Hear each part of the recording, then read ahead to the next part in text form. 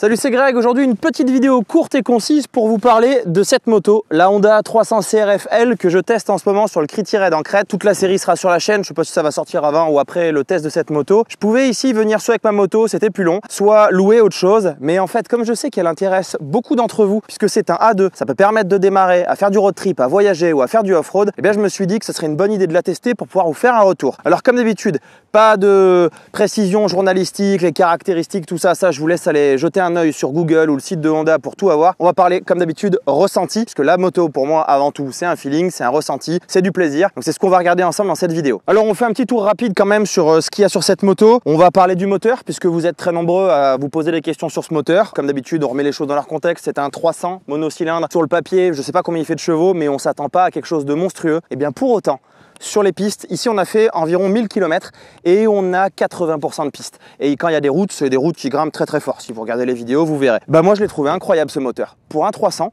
j'ai trouvé qu'il était là, il avait du répondant. Je suis pas hyper chargé non plus. Avec quelques outils, le matos vidéo, je fixe tout ça sur la petite moto. Heureusement ça va, j'ai trouvé des moyens de faire.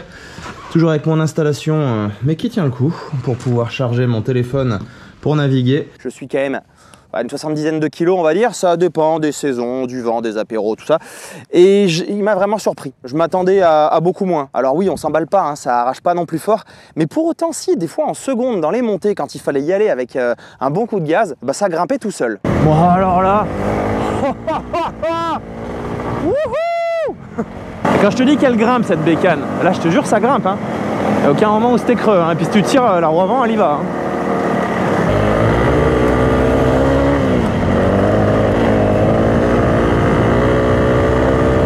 Ce moteur, il faut vraiment se rappeler que c'est un 300 cm3, mais il permet facilement de monter jusqu'à la vitesse réglementaire sur route, c'est-à-dire on va dire 80 km/h en France. Même sur la voie rapide, vous vous élancez en 2 secondes. Enfin franchement, vous montez les vitesses à la volée. Oui, en 5 et en 6, il n'y a pas une grande reprise si on n'est pas haut dans les tours. En mode scooter, là.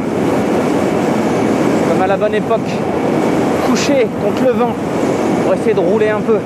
Mais dans toutes les autres vitesses, ça repart, c'est très pratique. Donc moi j'ai bien aimé ce moteur. Il est volontaire, il est répondant, il est intéressant, il est joueur. D'ailleurs joueur c'est un mot qui reviendra souvent dans cette vidéo. Partie cycle, c'est pareil, souvent il y en a qui disent ouais le châssis se tord, là machin, tranquille. Hein. Le châssis, j'ai fait de la piste très cassante, de la piste très roulante, plein de choses, bah il y va quoi. Par contre les suspensions, on peut en parler, elles sont clairement trop molles pour moi. Alors le loueur les a complètement déréglées. L'amortisseur à l'arrière, il me l'a coincé en haut, c'est n'importe quoi, on n'a pas eu les outils, les enlever de la trousse, donc on n'a pas pu régler, c'est bien coincé. Je pense que ça peut s'améliorer, il n'y a pas non plus 36 réglages sur la fourche, hein. J'ai vu que d'un côté où il y avait pareil une petite vis, mais je suis pas sûr que ce soit hyper réglable. Je pense que c'est de la suspension bas de gamme, en tout cas ça pompe énormément. Ça pompe hein. Monsieur Greg de chez GGS, vous êtes convoqué immédiatement en Crète. Après, une fois qu'on en a pris conscience, c'est rigolo. C'est comme tu passes un coup de fil avant. Attention, il y a un jump. Pouf, tu pompes et puis tu sautes. C'est rigolo. Je les ai pas fait talonner. Une fois, ça a failli à l'avant. Je pense que j'étais bien en bas parce qu'il y a quand même pas mal de débattements. Après, une chose est sûre, c'est que si vous lui faites une petite prépa, alors là, ça sera juste ce qu'il faut pour son poids et pour vous pour rigoler. Mais ça dépendra de l'utilisation que vous voulez en faire et on en reparle juste après. Côté freinage, ça freine. De toute façon, on va pas se mentir, la moto elle est légère. Elle fait, je vous marquerai quand même le poids parce que je l'ai pas en tête, hein, je suis au milieu de la crête.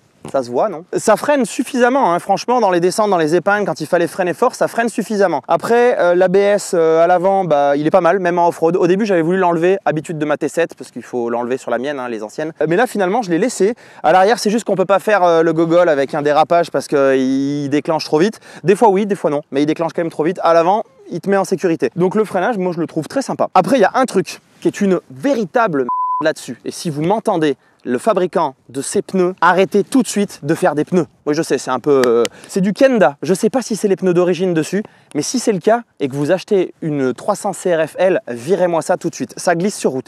Il y a un collègue qui est tombé. Moi, j'ai failli tomber je ne sais pas combien de fois. Je me suis rattrapé avec le pied par miracle, mais en faisant rien, hein, à 20 à l'heure, dans une épingle, tranquille. On a essayé toutes les pressions. Hein. Les pneus n'étaient pas forcément si usés que ça sur toutes les bécanes. On a essayé toutes les pressions. On a essayé différentes vitesses, positions, tout ça. Ça tient nulle part. Par contre, une fois qu'on le sait, et qu'on a compris qu'en fait il faut charger l'avant comme pas possible, surtout en off-road quand on veut essayer, parce que sinon enfin tu peux pas attaquer à l'avant sinon tu perds l'avant. Il faut le charger, donc j'étais carrément assis sur le réservoir des fois, et là on peut commencer à faire quelque chose. C'est Yanis qui vient de passer, si vous regardez la série, vous vous verrez, c'est un des deux chefs. Bref, donc pour les pneus, juste vérifier si votre moto, je sais pas si c'est que ici que le loueur met ça parce que c'est sûrement pas cher. En tout cas, c'est une vraie cochonceté. Sur le ressenti, maintenant qu'on a fait le tour de toutes ces choses-là, le sujet va être assez difficile parce que ça va dépendre de ce que vous voulez en faire. Pour moi, c'est pas un trail. Pour moi, c'est une enduro, une grosse enduro. C'est-à-dire que je suis habitué à ma T7, j'ai l'impression que j'ai un bébé moto. C'était très joueur, je me suis amusé, c'est rigolo. Alors sur route, ça se conduit bien, hein, ça roule, ça avance. Je suis pas hyper chargé, mais ça va. Par contre, j'ai l'impression d'être sur une mini-moto. C'est rigolo. Mais je veux pas que ma moto soit rigolote. Donc, on peut clairement tout faire. Si vous ne connaissez pas, regardez la chaîne YouTube de Itchy Boots, No Rally, qui fait le tour du monde avec. Elle en est à 30 000 bornes avec bon, là, la version rallye, mais peu importe, c'est la même. On peut tout faire. On peut voyager. Il n'y a aucun souci là-dessus. Mais moi, c'est pas ce qui me convient parce que je la trouve trop légère et je la trouve trop petite. C'est certes une question d'habitude. Si vous êtes grand comme moi, je fais 1m82. Franchement, j'ai mal dans le dos, j'ai mal de partout, ça tire dans tous les sens parce que la position, ça va pas, on sait pas trop comment se mettre. Ça grimpe fort. Elle est trop petite pour moi cette moto, je suis déjà à l'avant maxi. J'arrive pas à me délester les bras là, c'est tout sur les bras. Ça monte comme la rouge Jafro quoi.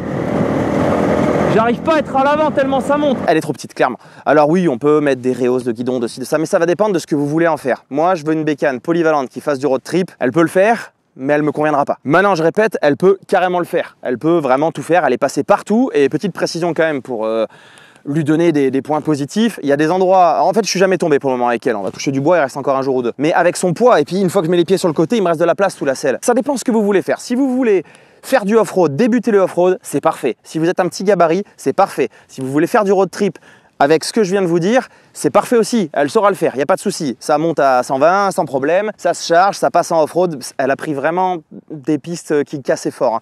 Et tu maintiens, elle y va. Par contre, elle se fait chahuter dans tous les sens parce qu'elle est légère. Et avec ma T7, j'ai plutôt l'impression, dans la plupart des cas, que c'est la T7 qui chasse les cailloux. Là, c'est elle qui se faisait chasser et moi dessus.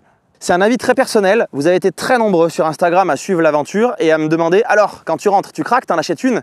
Et non, clairement non, je n'achèterai jamais une moto comme ça parce que je vais pas faire une collection de motos et je veux faire du off-road. En fait, ce que je veux, c'est que c'est à moi de savoir faire avec la T7 ce que d'autres savent faire parce que je ne suis pas bon. Avec celle-là, j'ai l'impression que j'étais bon. Là, clairement, hein, je m'amusais, je tirais sur la roue avant, je faisais des sauts, je faisais des trucs que j'ai jamais fait avec la T7. Je m'amusais à prendre les virages en glisse, enfin des trucs avec la T7, je n'ose pas faire ou je tombe parce que j'ai pas la technique. Donc là, si vous voulez débuter, c'est parfait. Il y a un truc très négatif que j'ai trouvé là-dessus et on a échangé, on est plusieurs à avoir eu le même ressenti. Il y en avait qui avaient des 250 aussi et qui m'ont dit qu'ils avaient le même problème. La boîte de vitesse, je suis désolé, mais c'est une merde. Il y a des faux points morts de partout. Le nombre de fois où on a raté des vitesses, le nombre de fois où quand tu veux descendre les vitesses à la volée parce que tu as une épingle de dingue qui arrive et que tu roulais un peu trop fort et que tu es entre les oliviers, et d'un coup ça s'arrête au neutre. La première elle veut pas. Bon, je sais pas, faut tricoter.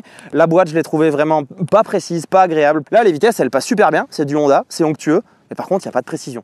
Et plusieurs fois, des points morts à tout va, dans des situations où t'as pas très envie de trouver un point mort. Voilà ce que je pouvais vous dire sur cette moto après avoir passé une bonne semaine dessus sur les pistes à 80%. Donc on va dire 800 bornes de off-road avec des fois, vous verrez dans la série, hein, ça tapait bien fort. C'est une très bonne moto, mais il faut voir ce que vous voulez en faire, il faut voir votre gabarit. Mais si vous voulez débuter le off-road, ça, c'est parfait. Mais dans tous les cas, j'ai pris un grand pied avec elle et j'aurais rêvé que d'un truc, c'est de pouvoir durcir les suspensions, mettre des bons pneus et alors là, une tuerie. Allez, j'espère que ces quelques retours à chaud vont vous servir et si jamais vous vous posez la question de savoir si cette moto peut être bonne pour vous pour démarrer le off-road, foncez l'essayer et si la taille ça va, n'hésitez plus. Sur ce, je file parce qu'il fait chaud, c'est la fin d'après-midi, on a mérité de quoi se rafraîchir. Alors je vous dis à bientôt dans la prochaine vidéo et ne manquez pas d'aller jeter un œil sur la série pour voir de quoi elle est capable. À la prochaine!